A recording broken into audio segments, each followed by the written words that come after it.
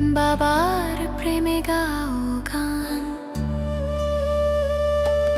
জ্ঞান রত্ন নাও তুলে, দুঃখ সব যাও ভুলে, এসো করি মন্থন, ছিড়বে মায়ার বন্ধন। ওম শান্তি। প্রিয় রুহানি ভাই বোনেরা, আজ 15 এপ্রিল 2026-এর মধুর মুরলি মন্থনে আপনাদের অনেক অনেক স্বাগত। ওম শান্তি। আজ বাবা আমাদের অন্তরের তৃষ্ণা মিটিয়েছেন। একদম। আজ আমরা এমন এক গভীর সত্যের সামনে দাঁড়িয়ে আছি যা সম্পূর্ণ মানবজাতির সবচেয়ে বড় একটা বিভ্রান্তিকে ভেঙে দেয়। আজ মানুষ পাগলের মতো মনের শান্তি খুঁজে বেড়াচ্ছে, কিন্তু শান্তি তো পাচ্ছে না। আজ এই মন্থনে আমরা ডিকোড করব যে আত্মার আসল মেকানিজম কি, আর কেন পরম পিতা শিব বাবা নিজেকে গরিবের ভগবান বলে ডাকেন। তো শুরুতে সেই পরম সত্যের দিকে নজর দেয়া যাক। এটা তো শুধু একটা লাইন নয়, এটা বাবার চূড়ান্ত সত্যবচন। মিষ্টি বাচ্চারা, তোমাদের স্বধর্ম হল শান্তি। প্রকৃত শান্তি শান্তিধামেই পাওয়া যেতে পারে। বাবা অত্যন্ত স্পষ্টভাবে একদম সরাসরি সেই ভ্রান্তি দূর করে দিচ্ছেন, যার পেছনে গোটা দুনিয়া আজ ছুটছে। আজ তো মানুষের সবচেয়ে বড় প্রশ্নই হল মনের শান্তি কিভাবে পাওয়া যাবে। মানুষ মনে করে শান্তি বাইরে কোথাও আছে। হ্যাঁ, ঠিক। কেউ ভাবছে জঙ্গলে গিয়ে তপস্যা করলে শান্তি মিলবে, কেউ পাহাড়ের চূড়ায় যাচ্ছে, আবার কেউ আজকের দুনিয়ার মায়ায় পড়ে ভাবছে প্রচুর ধন সম্পত্তি অর্জন করলেই হয়তো জীবনে শান্তি আসবে। কিন্তু বাবা আজ এক গভীর আধ্যাত্মিক মেকানিজম বুঝিয়েছেন। মন আর বুদ্ধি এই দুটোই তো আত্মার অর্গ্যানস বা অঙ্গ, তাই না? একদম ঠিক যেমন এই স্থূল শরীরের চোখ বা কান রয়েছে, আত্মারও সূক্ষ্ম অঙ্গ রয়েছে। একদম। আর আত্মিক স্তরে শান্তি কোনো বাইরের জিনিস নয়, এটা কোনো বস্তু নয় যে বাজার থেকে কিনে আনা যাবে। এটি হলো আত্মার স্বধর্ম, আত্মা নিজেই তো শান্ত স্বরূপ। এক্স্যাক্টলি। এই কলিযুগের দুনিয়া, যাকে বাবা দুঃখধাম বলেছেন, রাবণ রাজ্য বলেছেন, সেখানে শান্তি খোঁজাটা সম্পূর্ণ অর্থহীন। কারণ এই জগৎ এখন তো 5 বিকারের রাজত্বে পরিণত হয়েছে। কাম, ক্রোধ, লোভ, মোহ আর অহংকারের আগুনে, প্রতিনিয়ত যেখানে দহন চলছে, সেখানে শান্তি লাভ কিভাবে সম্ভব? কিন্তু এখানে একটা খুব স্বাভাবিক প্রশ্ন জাগে। হ্যাঁ, আত্মার নিজস্ব স্বভাব হওয়া সত্ত্বেও শান্তি অনুভব হয় না কেন? হ্যাঁ, এটাই। যদি শান্তি আত্মার নিজস্ব স্বভাবই হয়, তার স্বধর্ম হয়, তাহলে দৈনন্দিন জীবনে, ধরুন রাস্তায় ট্রাফিকে আটকে থাকলে বা অফিসে খুব চাপের মধ্যে থাকলে, সেই শান্তি অনুভব করা এত কঠিন কেন মনে হয়? যদি এটা ডিফল্ট সেটিং হয়, তবে এত চেষ্টা করে কেন সেটাকে অর্জন করতে হবে? এর উত্তর লুকিয়ে আছে দেহ অভিমানের গভীরতার মধ্যে। যখন একটা নতুন যন্ত্র কেনা হয়, তখন সেটা খুব দ্রুত কাজ করে, কিন্তু ধীরে ধীরে তাতে ময়লা জমতে থাকে। খুব সুন্দর উদাহরণ। ঠিক একইভাবে আত্মা যখন নিজেকে এই মাটির শরীর বলে মেনে নেয়, তখন জন্ম জন্মান্তরের দেহ অভিমানের ভার আর 5 বিকারের খাদ আত্মার সমস্ত শক্তি শুষে নেয়। তাই নিজস্ব স্বভাব হলেও তাকে অনুভব করার শক্তি ক্ষয়ে গেছে। এই দেহ অভিমানী হল সমস্ত অশান্তির মূল কারণ। এই পতিত দুনিয়ায়, এই দুঃখধামে সুখ আর শান্তি খোঁজার চেষ্টাটা অনেকটা মরুভূমিতে মরীচিকার পেছনে ছোটার মতো। বাবার এই মহাবাক্য যদি গভীরভাবে ধারণ করা না হয়, তবে এর পরিণতি তো অত্যন্ত ভয়ানক হতে পারে। যে আত্মা আজীবন এই কলিযুগের অরণ্যে এক অনন্ত তৃষ্ণা নিয়ে ঘুরে বেড়াবে, আর যত বেশি এই বাইরের জগতের কাছে বা অন্য কোনো মানুষের কাছে শান্তির আশা করা হবে, আত্মা তত বেশি হতাশ হবে। এই ভ্রান্তি আত্মার শক্তিকে সম্পূর্ণ শেষ করে দেয়। প্রকৃত শান্তি শুধুমাত্র আত্মার আসল ঘর, সেই সুইট হোম, নিরাকারী দুনিয়া, অর্থাৎ শান্তিধামেই রয়েছে। আর এই জন্যই ব্রাহ্মণ জীবনের প্রাত্যহিক রুটিনে বাবার দেওয়া যুক্তির এত গুরুত্ব। অনেক সময় দেখা যায় যে সেবার প্রচুর চাপ রয়েছে বা হঠাৎ করে কোনো কঠিন পরিস্থিতি সামনে এসে দাঁড়িয়েছে। সেই মুহূর্তে মন বিচলিত হওয়া খুব স্বাভাবিক। কিন্তু আসল পুরুষার্থ হল ঠিক সেই 1 সেকেন্ডে এই জ্ঞানকে প্রয়োগ করা। একদম নিজেকে এই স্থূল দেহ, পরিস্থিতি আর চারপাশের এই যে কোলাহল, সেটা থেকে সম্পূর্ণ আলাদা করে নেওয়া। বুদ্ধির দ্বারা সোজা শান্তিধামে পৌঁছে যাওয়া। পরমপিতা শিব বাবার ছাত্রছায়ায় সেই নিরাকারী দুনিয়ার গভীর স্তব্ধতা অনুভব করা। যখন আত্মা বারবার শান্তিধামে যাওয়ার এই অভ্যাস করবে, মানে একটা মাসেল মেমরি তৈরি হবে, তখনই এই দুঃখধামে থেকেও সে সম্পূর্ণ শান্ত থাকতে পারবে। আর এই স্থিতিতে পৌঁছানোর জন্যই এক অদ্ভুত গুপ্ত জ্ঞানের প্রয়োজন। হ্যাঁ। বাবা আজ প্রশ্নটাও কত গভীর করেছেন। কোন জ্ঞান একমাত্র বাবার কাছেই আছে, যা এখন তোমরা পাঠ করে থাকো? এই উত্তরে বাবা অত্যন্ত সুন্দরভাবে পাপ আর পুণ্যের অসীম জ্ঞানের কথা বুঝিয়েছেন। এই জ্ঞান মানে দুনিয়ার কোনো মানুষের কাছে নেই, কোনো ধর্মগ্রন্থে নেই। ভারতবাসী যখন ভক্তিমার্গের অন্ধবিশ্বাসে বিকারগ্রস্ত হয়ে পড়ে, তখন তারা না জেনেই স্বয়ং ভগবানকে গালি দিতে শুরু করে। সর্বব্যাপী বলে দেয়। হ্যাঁ, ঈশ্বরকে সর্বব্যাপী বলে দেয়। মানে কুকুর, বিড়াল, পাথর, কণা সবকিছুর মধ্যে ভগবানের অস্তিত্ব কল্পনা করে। বাবার মতো পরম পবিত্র পিতাকে এমন রূপ দেওয়াটা হলো সবচেয়ে বড় অপমান। আর ঠিক এই কারণে আত্মারা পুণ্য আত্মা থেকে সম্পূর্ণ পাপ আত্মায় পরিণত হয়। সত্যি, যে পরমপিতা এত পবিত্র, যিনি আমাদের আসল পিতা, তাকে এই পতিত সৃষ্টির প্রতিটি কণার মধ্যে কল্পনা করাটা আত্মার সবচেয়ে বড় পতন। ভক্তিমার্গের এই অন্ধত্ব আত্মাকে সম্পূর্ণ পাপী করে তুলেছে। আর সবচেয়ে আশ্চর্যের ব্যাপার হলো, মানুষ বুঝতেও পারে না যে তারা অপমান করছে। তারা ভাবে তারা ঈশ্বরের মহিমাই গাইছে। কিন্তু যখন পরমপিতা নিজেই ধরাধামে অবতীর্ণ হন, তখন তিনি এই সম্পূর্ণ ড্রামা বা সৃষ্টিচক্রের সত্য জ্ঞান প্রদান করেন। সৃষ্টির আদি মধ্য অন্ত। হ্যাঁ, আত্মা যখন জানতে পারে যে বাবা কে, এই চক্রটা আসলে কি, তখন সে সত্য জ্ঞানের আলোতে আত্মা আবার পূর্ণ আত্মা হতে শুরু করে। এখানের সবচেয়ে গুরুত্বপূর্ণ বিষয়টা হল সদ্গতি, মুক্তি এবং জীবন মুক্তি। যাকে সদ্গতি বলা হয়, তা একমাত্র এক বাবাই দিতে পারেন।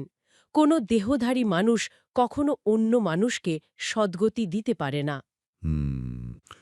মানুষ তো নিজেই বন্ধরে আবদ্ধ, সে কিভাবে অন্যকে মুক্ত করবে? কিন্তু এখানে একটা সূক্ষ্ম তর্ক আসতে পারে।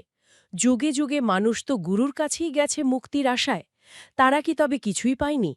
এই গুরুর দ্বারা গতির আশা করাটা কেন এত বড় একটা ফাঁদ?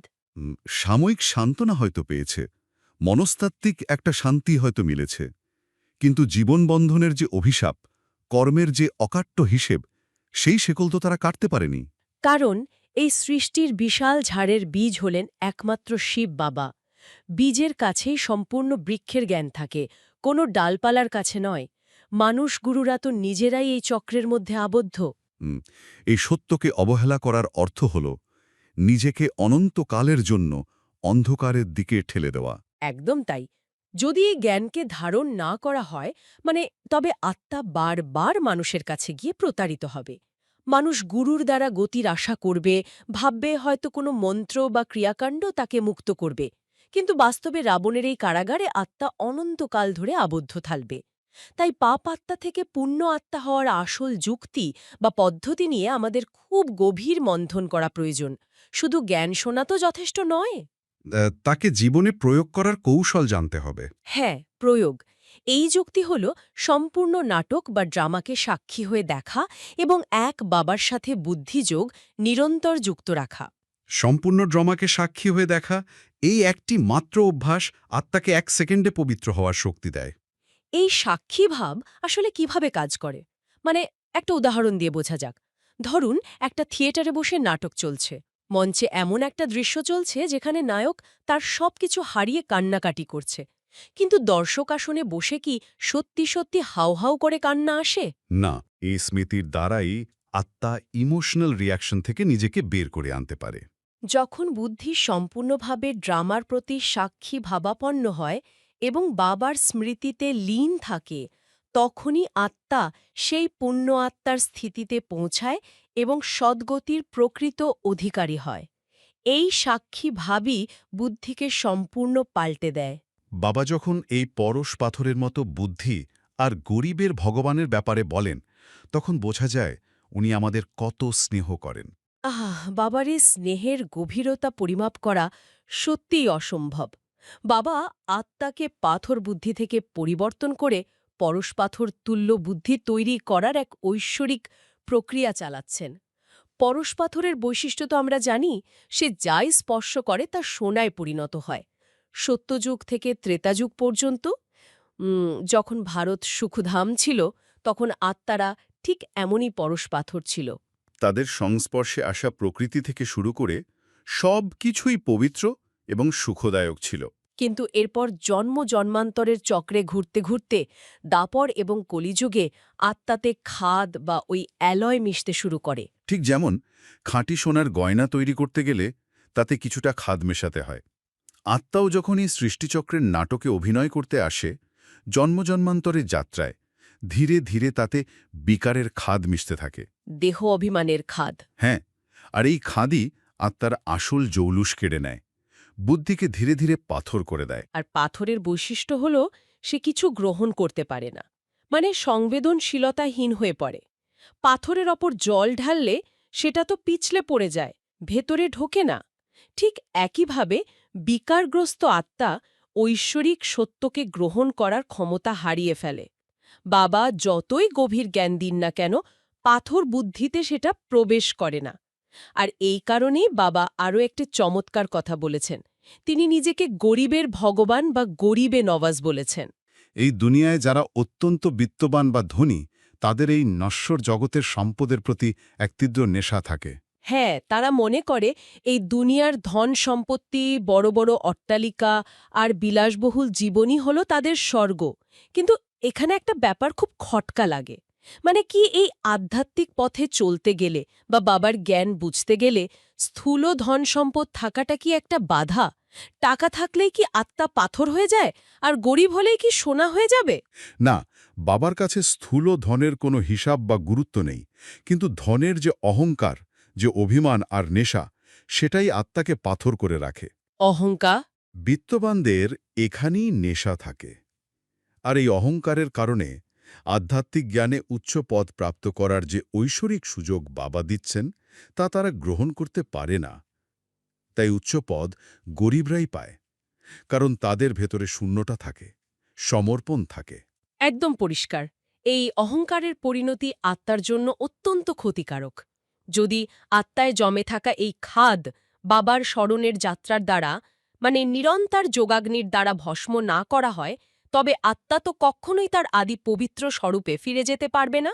যদি 5 বিকারের সম্পূর্ণ দান না করা হয়, তবে এই দুঃখের গ্রহণ বা ইক্লিপস, যা সম্পূর্ণ বিশ্বকে ঢেকে রেখেছে, তা কখনোই দূর হবে না। এর ফলে আত্মাকে ভবিষ্যৎ সত্যযুগের সেই উচ্চ পদ থেকে বঞ্চিত হতে হবে। এই গরিব হওয়ার অর্থ কেবল পকেটে টাকা না থাকা নয়, এর এক অত্যন্ত সূক্ষ্ম এবং গভীর আধ্যাত্মিক অর্থ রয়েছে।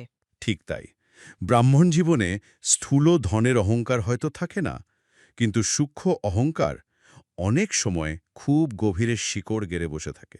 হ্যাঁ, যেমন ধরুন নিজের বুদ্ধির অহংকার, আমি অনেক জ্ঞান বুঝতে পারি, আমি খুব সুন্দর ক্লাস করাই, বা সেবার অহংকার, আমি সেন্টারে এত বড় সেবা করেছি, আমার জন্যই সবটা হচ্ছে। এই সূক্ষ্ম অহংকারগুলোও তো বুদ্ধিকে পাথরের মতোই কঠিন করে রাখে।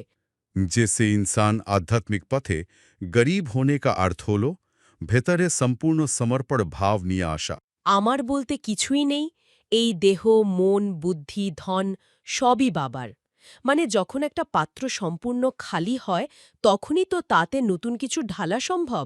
যখন আত্মা নিজেকে সম্পূর্ণরূপ শূন্য করতে হে, যখন কোনো প্রকারের অহংকার বা প্রাপ্তির ইচ্ছা থাকে না, ঠিক সেই নিরহংকারী অবস্থাতেই আত্মা বাবার আশীর্বাদ সম্পূর্ণভাবে গ্রহণ করতে পারে। আর তখনই তার বুদ্ধি সেই পরশ পাথরে পরিণত হয়, যা আবার হীরের মতো চমকাতে শুরু করে।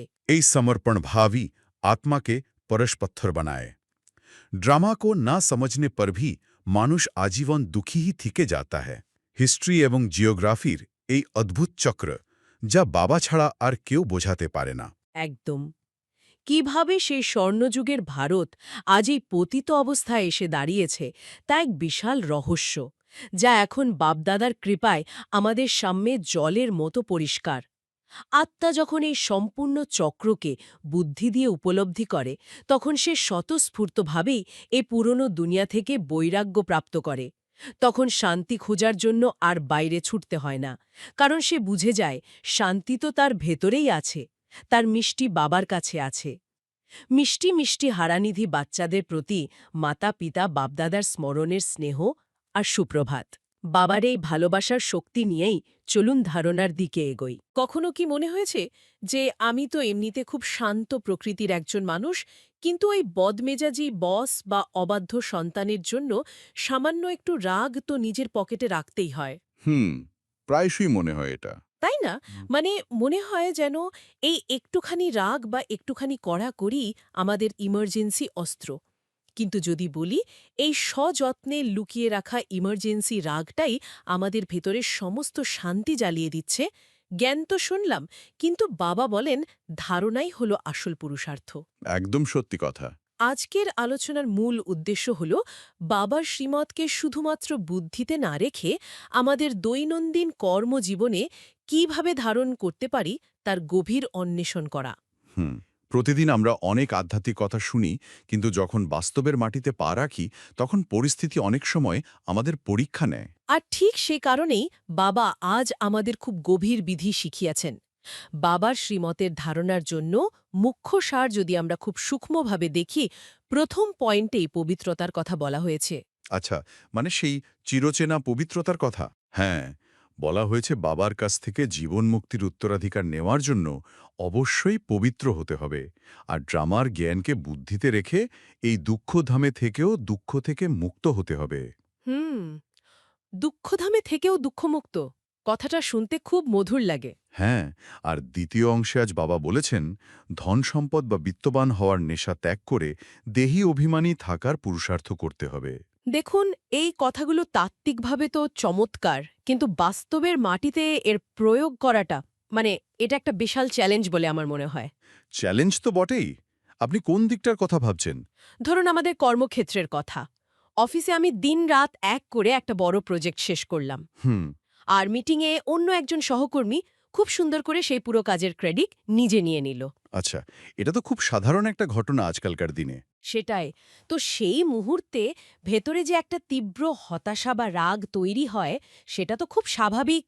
এই দুঃখধামে থেকে চোখের সামনে এমন অবিচার দেখেও কিভাবে কেউ দুঃখমুক্ত থাকতে পারে? এই পরিস্থিতিতে পবিত্রতার সংজ্ঞাটা ঠিক কি? এই প্রশ্নটা অত্যন্ত গুরুত্বপূর্ণ। আসলে আমরা সাধারণত পবিত্রতা বলতে শুধু বাইরের শুদ্ধতা বা সাধারণ আচার-আচরণকে বুঝি, কিন্তু আসল পবিত্রতা হল মনের পবিত্রতা। মনের পবিত্রতা মানে ভেতরে শান্ত থাকা? ঠিক তাই। এমন এক স্থিতি যেখানে অন্যের ভুল, ছলনা বা নেতিবাচকতা আমাদের মনের শান্ত স্থিতিকে একটুও নষ্ট করতে পারে না। যখন কেউ কাজের ক্রেডিট নিয়ে নেয়, তখন সাধারণ জাগতিক বুদ্ধিতে মনে হয় অনেক বড় ক্ষতি হয়ে গেল। ক্ষতি তো হয়ই, প্রমোশন আটকে যেতে পারে। হ্যাঁ, কিন্তু এখানেই ড্রামার জ্ঞান কাজ করে। ড্রামার জ্ঞান আমাদের এক বৃহত্তর ক্যানভাস দেখায়।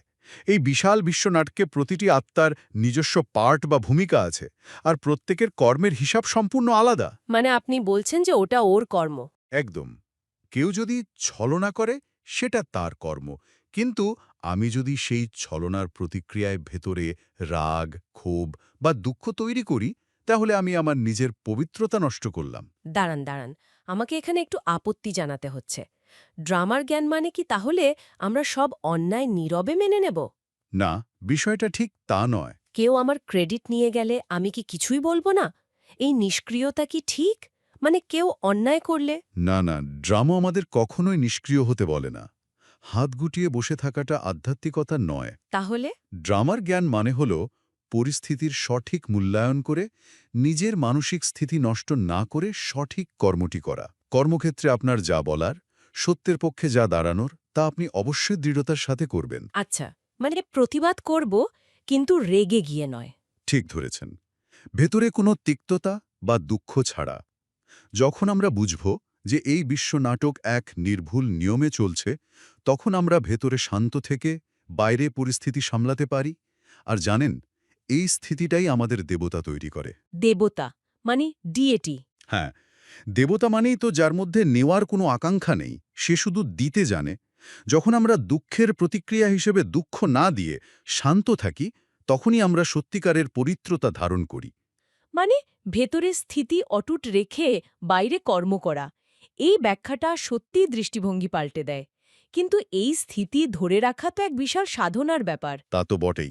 আর ওই দ্বিতীয় পয়েন্টটা, ওটা তো আরও বেশি বিভ্রান্তিকর মনে হতে পারে। ধন সম্পদের নেশা ত্যাগ করে দেহি অভিমানী বা আত্মিক স্মৃতিতে থাকার কথা বলা হয়েছে। বৃত্তবান হওয়ার নেশা ত্যাগ করা। হ্যাঁ, কিন্তু জাগতিক জগতে তো আমাদের সংসার চালাতে হবে, টাকা রোজগার করতে হবে, ক্যারিয়ারে উন্নতি করতে হবে। এই নেশা ত্যাগ করা মানে কি জাগতিক দায়িত্ব থেকে সম্পূর্ণ সরে আসা, কাজ ছেড়ে দেওয়া? শিব বাবা কখনোই আমাদের কর্ম ছেড়ে জঙ্গলে যেতে বলেন না। আমাদের জীবন তো কর্মযোগীর জীবন। এখানে খুব স্পষ্টভাবে নেশা ত্যাগ করার কথা বলা হয়েছে, সম্পদ ত্যাগ করার কথা নয়। আচ্ছা, নেশা আর সম্পদের মধ্যে পার্থক্যটা ঠিক কি? সম্পদ হলো ব্যবহারের জিনিস, আমাদের রোজকার প্রয়োজনে লাগে। কিন্তু যখন সেই সম্পদের ওপর ভিত্তি করে আমাদের একটি মিথ্যা পরিচয় বা অহংকার তৈরি হয়, তখন সেটা নেশায় পরিণত হয়। ও, মানে আমি এত টাকার মালিক, এই বোধটা? একদম। যখন আমরা ভাবতে শুরু করি আমি এত বড় পদের অধিকারী বা আমার এত ব্যাংক ব্যালেন্স আছে, তখন এই দেহ অভিমানই সমস্ত দুঃখের মূল কারণ হয়ে দাঁড়ায়। তাহলে এই অহংকার থেকে বাঁচার উপায় কি? মানে যখন কেউ বড় পদে থাকে বা অনেক সম্পদের মালিক হয়, তখন অবচেতনভাবেই তো একটু অহংকার চলে আসে, তাই না? সেখান থেকে নিজেকে আলাদা রাখার পদ্ধতিটা কি? এর একটা খুব সুন্দর এবং গভীর পদ্ধতি আছে। আচ্ছা, একজন ব্যাংকের ক্যাশিয়ারের কথা ভাবুন তো। ক্যাশিয়ার। সারাদিন তিনি কোটি কোটি টাকা নাড়াচাড়া করেন, গুনে গুনে ভল্টে রাখছেন, গ্রাহকদের সাথে লেনদেন করছেন। কিন্তু দিন শেষে যখন তিনি বাড়ি যান, তার মনে কি বিন্দুমাত্র অহংকার বা নেশা থাকে যে তিনি কোটি টাকার মালিক? না, একেবারেই না। কারণ তিনি তো খুব ভালোভাবেই জানেন ওই টাকাগুলো তার নয়। ঠিক তাই। তিনি জানেন তিনি শুধু একজন রক্ষক বা ট্রাস্টি। আচ্ছা, ট্রাস্টি। হ্যাঁ, ঠিক একইভাবে আমাদের যা কিছু আছে, তা মেধা হোক, সম্পদ হোক, উচ্চ পদ হোক বা সম্পর্ক হোক, সব কিছুর আসল মালিক পরমপিতা শিব বাবা। আমরা শুধু ট্রাস্টি। বাহ, এই রূপকটি অসাধারণ। এই ট্রাস্টি হওয়ার কনসেপ্টটা আমাদের প্রতিদিনের উদ্বেগ থেকে পুরোপুরি মুক্তি দিতে পারে। একদম। যখন আমরা দেহি অভিমানী থাকি, তখন আমরা নিজেদের এক পরমাত্মা সন্তান হিসেবে দেখি। এই স্মৃতি থাকলে কোটি টাকার মালিক হলেও সম্পদের অহংকার আমাদের আত্মিক স্থিতিকে টলাতে পারে না। মানে তখন আর হারানোর ভয় থাকে না। সেটাই। যখন কোনো ব্যবসায় বড় ক্ষতি হয়, একজন মালিক চিন্তায় রাতে ঘুমোতে পারে না। কিন্তু একজন ট্রাস্টি কি করে? সে আসল মালিককে খবর দেয় এবং তার নির্দেশ পালন করে। সে নির্ভর থাকে। দারুণ বলেছেন। আর আমার মনে হয় এই ট্রাস্টি হওয়ার কনসেপ্টটাই আজকের বরদানে আরও গভীরে নিয়ে যাওয়া হয়েছে। হ্যাঁ, আজকের বরদানের শিরোনামটি হল বিকারসমূহের বংশের অংশটুকুকেও সমাপ্তকারী সর্বসমর্পণ বা ট্রাস্টি ভব। সর্বসমর্পণ বা ট্রাস্টি ভব। এটা শুধু বরদান নয়, এটা বাবার দেওয়া একটা বড় দায়িত্ব। ঠিক বলেছেন। তবে এই দায়িত্বের জায়গাটাতেই আমার একটু সংশয় আছে। কি রকম সংশয়? বাবা বলেছেন বিকারসমূহের বংশের অংশটুকুও সমাপ্ত করতে হবে। মানে একটুখানি বিকারও রাখা যাবে না। পুরোপুরি সমাপ্ত করতে হবে। কিন্তু আমরা তো প্রতিদিনের জীবনে দেখি যে মাঝে মাঝে একটু কড়া না হলে বা একটু ধমক না দিলে বাচ্চারা শোনে না, বা অফিসের কর্মচারীরা ঠিকমতো কাজ করতে চায় না। এটা অনেকেই মনে করেন। তাই ভবিষ্যতের কোনো কাল্পনিক বিপদের কথা ভেবে আমাদের পুরনো স্বভাব বা সংস্কারের কিছুটা অংশ এমার্জেন্সির জন্য লুকিয়ে রাখা কি বাস্তবসম্মত নয়? একটুখানি রাগ বা একটুখানি অহংকার কি বাঁচিয়ে রাখা উচিত নয়? একেবারে সবকিছু ছেড়ে দিলে তো দুনিয়া আমাদের দুর্বল ভাববে। দেখুন, এখানেই মায়ার সবচেয়ে বড় এবং খুব সূক্ষ্ম একটা ফাঁদ লুকিয়ে আছে। ফাঁদ কিভাবে? আমরা ভাবিও একটুখানি রাগ বা একটুখানি কড়াকড়ি আমরা আমাদের নিজেদের নিয়ন্ত্রণে রেখেছি। কিন্তু আধ্যাত্মিক বিজ্ঞানে ব্যাপারটা ঠিক উল্টো। আপনাকে আধুনিক প্রযুক্তির একটা উদাহরণ দিই। হ্যাঁ, বলুন। ধরুন একটা খুব দামি কম্পিউটার সিস্টেম, যার চারপাশে খুব শক্তিশালী ফায়ারওয়াল বা সুরক্ষা ব্যবস্থা আছে। আচ্ছা। কিন্তু প্রোগ্রামার ভাবল ইমার্জেন্সি কাজের জন্য আমি একটা ছোট্ট ব্যাকডোর বা গোপন দরজা খোলা রাখি। যাতে সে নিজে ঢুকতে পারে। ঠিক। এখন একজন হ্যাকারের কিন্তু পুরো ফায়ারওয়াল ভাঙার কোনো দরকার নেই। সে শুধু ওই ছোট্ট ব্যাকডোরটা খুঁজবে। একবার ওই ছোট অংশটুকু পেয়ে গেলে সে পুরো সিস্টেম হ্যাক করে নেবে। বাবা, তার মানে আমি সারাদিন খুব শান্ত থাকলাম, খুব যোগযুক্ত থাকলাম, কিন্তু ওই যে অফিসের একটা বিশেষ কাজের জন্য বা সংসারের কোনো একটা বিশেষ পরিস্থিতিতে আমি ভেবে রেখেছি এখানে তোমাকে রাগ করতেই হবে, ওইটাই আমার আধ্যাত্মিক জীবনের ব্যাকডোর। একদম তাই। আমাদের ভেতরের এই সূক্ষ্ম লোকচুরি মায়া খুব ভালো করে বোঝে। বাবা আজ সতর্ক করেছেন, যারা ভবিষ্যতের কথা ভেবে পুরানো সংস্কারের সম্পত্তির কিছু অংশ আলাদা করে রেখে দেয়, মায়া তাদের ঠিক ধরে ফেলে। মানে মায়া ওই ফাঁকগুলো ঢুকে পড়ে? হ্যাঁ, কারণ মায়ার ক্যাচিং পাওয়ার বা ধরার ক্ষমতাও অত্যন্ত প্রবল। মনের কোনো এক কোণে যদি পুরানো রেজিস্টারের ছোট একটি টুকরোও অবশিষ্ট থাকে, তাহলে মায়া সেটা দিয়েই আমাদের পুরো স্থিতিকে নিচে নামিয়ে আনবে। এই মেকানিজমটা বোঝা সত্যি খুব জরুরি। আমরা হয়তো ভাবি আমরা মায়াকে নিয়ন্ত্রণ করছি, কিন্তু আসলে ওই ছোট দুর্বলতাটা দিয়ে মায়াই আমাদের নিয়ন্ত্রণ করছে। ঠিক তাই। তার মানে সর্বসমর্পণ বলতে শুধু বাইরের জিনিসপত্র, অর্থ বা সময় সমর্পণ বোঝায় না। ভেতরের এই ছোট ছোট এমার্জেন্সি স্বভাবগুলোকেও পুরোপুরি সমর্পণ করতে হবে। হ্যাঁ, মনের কোনো কোণে যেন পুরানো সংস্কার বা খাজানার কোনো চিহ্ন না থাকে। পুরোপুরি সমর্পণ মানে নিজের মন, বুদ্ধি এবং পুরানো স্বভাবের বীজকে সম্পূর্ণভাবে যজ্ঞের আগুনে ভস্ম করে দেওয়া। একটুও বাঁচিয়ে রাখা চলবে না। না, ভেতরে যদি একটুও তিক্ততা বা পুরনো স্বভাবের বীজ থেকে যায়, তবে সঠিক পরিস্থিতিতে তা আবার মহিরুহ হয়ে উঠবে। একজন সত্যিকারের ট্রাস্টি বা যজ্ঞের স্নেহী সহযোগী সেই আত্মা, যার ভেতরে পুরনো স্বভাবের কোনো লেশমাত্র নেই। আর যখন ভেতরের এই পুরনো স্বভাব সম্পূর্ণ মুছে যায়, তখনই আসে সত্যিকারের মধুরতা। আসুন আমরা আজকের স্লোগান এবং অব্যক্ত ইশারাটির দিকে তাকাই। হ্যাঁ, আজকের স্লোগানে বলা হয়েছে, কারো বিশেষত্বের কারণে তার প্রতি বিশেষ স্নেহ তৈরি হওয়া। এটাও এক প্রকার আসক্তি। এটা কিন্তু বেশ গভীর একটা কথা। এটি আধ্যাত্মিক পথের এক অত্যন্ত সূক্ষ্ম ফাঁদ। অনেক সময় আমরা বাইরের দুনিয়ার স্থূল মোহ থেকে বেরিয়ে আসি ঠিকই, কিন্তু আধ্যাত্মিক পথে বা কর্মক্ষেত্রে কারো বিশেষ গুণ, প্রতিভা বা সেবার প্রতি আকৃষ্ট হয়ে পড়ি।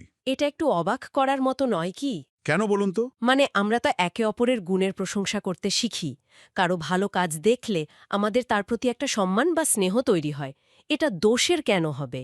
এটাকে আসক্তি কেন বলা হচ্ছে? প্রশংসা করা বা গুণগ্রাহী হওয়া মোটেই দোষের নয়। সেটা তো ভালো গুণের কদর করা। কিন্তু সমস্যা শুরু হয় তখন, যখন সেই প্রশংসার কারণে আমাদের ভেতরে তার প্রতি একটা নির্ভরতা তৈরি হয়। নির্ভরতা মানে ডিপেন্ডেন্সি। হ্যাঁ, আমরা হয়তো ভাবতে শুরু করি, এই আত্মাটি কত সুন্দর জ্ঞান দেয়, ওনার কথা শুনলেই আমার শান্তি লাগে, বা এই ব্যক্তি ছাড়া তো এই সেবার কাজটা হবেই না। ও, বুঝতে পারছি। যখন আমরা পরমাত্মার বদলে এক বিশেষ আত্মার উপর নির্ভরশীল হয়ে পড়ি, তখন সেটা আর নিঃস্বার্থ ভালোবাসা থাকে না, সেটা সূক্ষ্ম আসক্তিতে পরিণত হয়। আর যেখানে আসক্তি থাকে সেখানে তো আত্মার স্বাধীন উড়ান ব্যাহত হয়। একদম। আমরা খুব সূক্ষ্মভাবে শিব বাবার কাছ থেকে দূরে সরে ওই মানুষটির দিকে আকৃষ্ট হতে শুরু করি। এই আসক্তি সত্যিই খুব সূক্ষ্ম। বাইরের দুনিয়ার মোহ তো আমরা সহজেই চিনতে পারি, কিন্তু আধ্যাত্মিক জগতে বা সেবার ক্ষেত্রে কারো প্রতি এই সূক্ষ্ম টানটা যে একটা ফাঁদ হতে পারে, সেটা গভীর পর্যবেক্ষণ ছাড়া বোঝা মুশকিল। ঠিক তাই।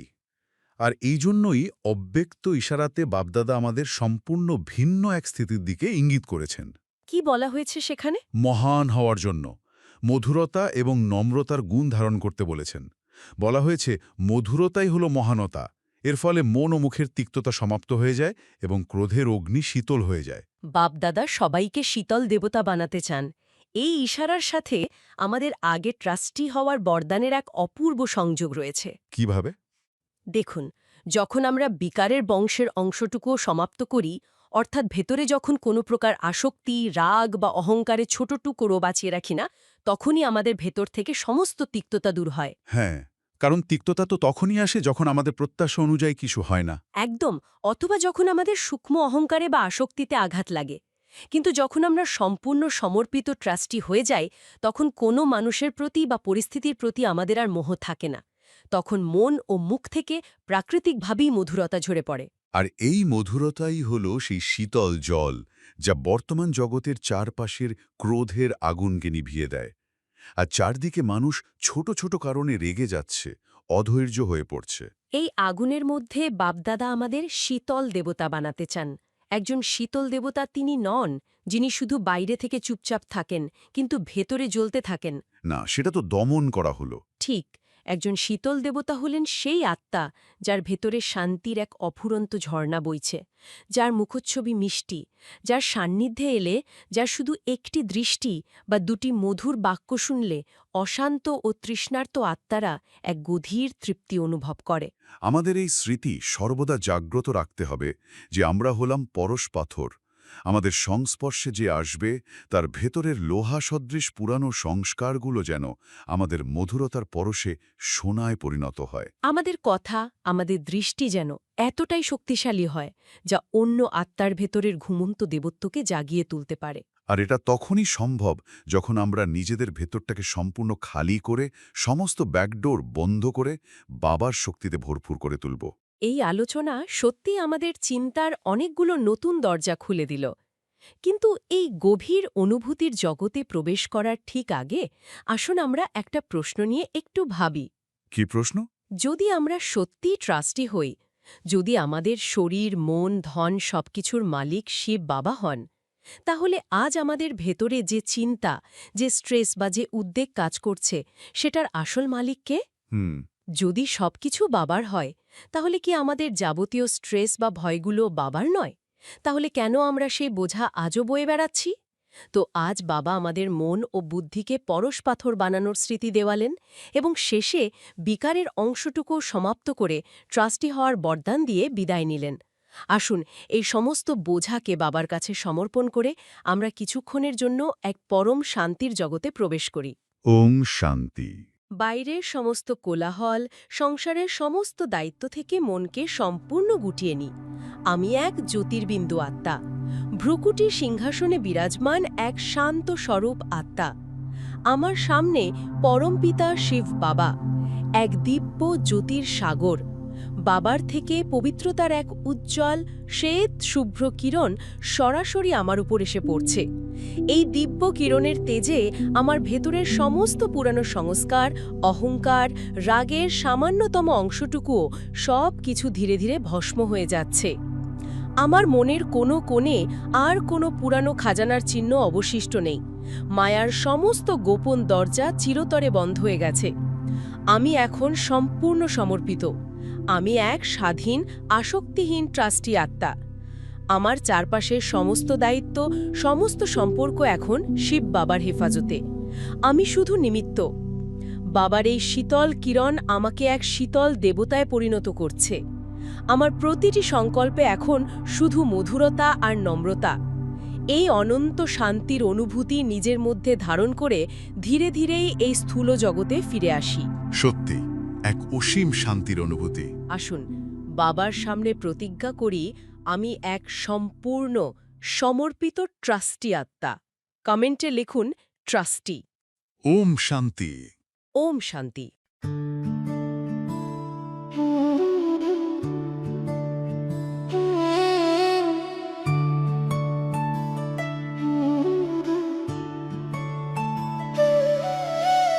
মধুবনে বাজে বাঁশি, বাবা তোমায় ভালোবাসি। মুরলি শুনে জুড়ায় প্রাণ, বাবার প্রেমে গাও গান। জ্ঞান রত্ন নাও তুলে, দুঃখ সব যাও ভুলে, এসো করি মন্থন। ছিড়বে মায়ার বন্ধন।